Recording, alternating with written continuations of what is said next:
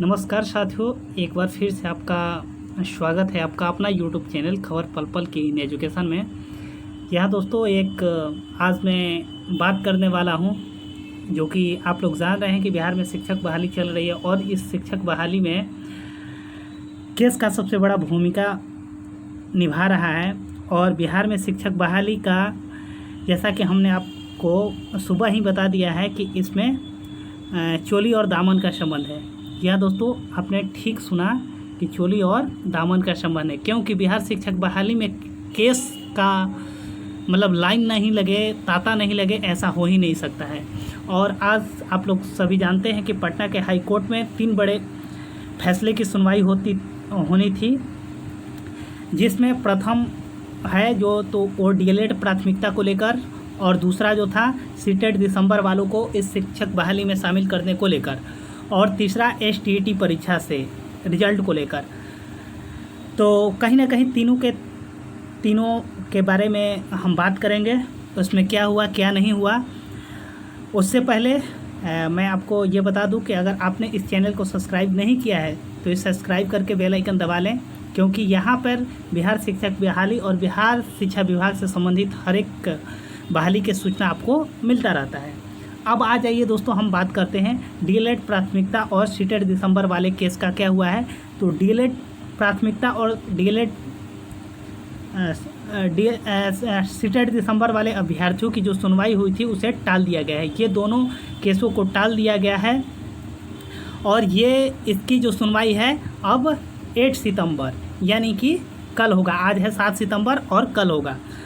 और वहीं एसटीईटी दिसंबर वाले की बात करें, एसटीईटी केस का बात करें तो इसमें कहीं ना कहीं जो अभ्यर्थी हैं, एसटीईटी के अभ्यर्थी हैं, उनको कहीं ना कहीं धक्का लगा है और कोर्ट से इनको जो उम्मीद था वो फैसला नहीं आया है। देख लीजिए यहाँ पे ये पोस्ट है आलोक श्रीवास्तव सर का, जो कि एसटीईटी वर्किंग कमेटी के सदस्य भी हैं और वे यही अपना केस देख रहे थे। तो इन्होंने पोस्ट करके यहाँ पे कहा है इस में कि कोर्ट का यह कहना था कि न्यायालय इस मैटर में इंटरफेयर नहीं कर सकता, यानी कि कोर्ट ने यहाँ पे ये कहकर इस केस को टाल दिया गया है कि ये मैटर जो है वो हमारे अंडर नहीं आता है, तो हम इसमें इंटरफेयर नहीं कर सकते हैं, मतलब कि इसके बारे में कोई जजमेंट नहीं दे सकते हैं। एक हाई कोर्ट का ये कहना थोड़ा अजीब सा लग रहा है, क्योंकि अगर किसी को भी कहीं भी आपत्ति होती है तो वो हाई कोर्ट को ही दरवाज़ा अपनाता है। और ऐसे में हाई कोर्ट ये कह देना कि मैं इस मैटर में इंटरफेयर नहीं कर सकता, तो ये कहीं ना कहीं जो नैतिकता है उसके विरुद्ध है। क्योंकि अगर कोर्ट और किसी मैटर को कह दे कि हम इसमें इंटरफेयर नहीं कर सकते हैं, तो फिर जिस शिक्षक हो, अभ्यर्थी हो या फिर भारत के कोई भी नागरिक हो, तो वो फिर अपना न्याय मांगने कहाँ जाएगा, जब कोर्ट ही ये कह रही है कि इस मैटर पे हम इंटरफेयर नहीं कर सकते हैं।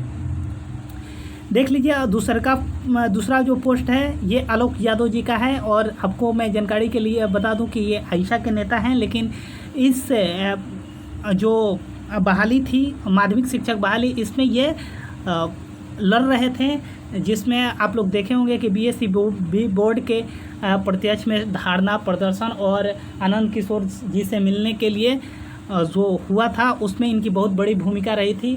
और माले के जो विधायक महमूद आलम ने आवाज़ उठाया था तो उनमें कहीं ना कहीं इन आलोक यादव जी का भूमिका बहुत बड़ा रहा था। तो इन्होंने देख लीजिए, इन्होंने पोस्ट करके ये कहा है कि एसटीईटी जजमेंट में हम न्यायालय के फैसले का सम्मान करते हैं, भले ही यह फैसला छात्रों के हित में ना हो। देख लीजिए कितना अच्छा विचार है इनका।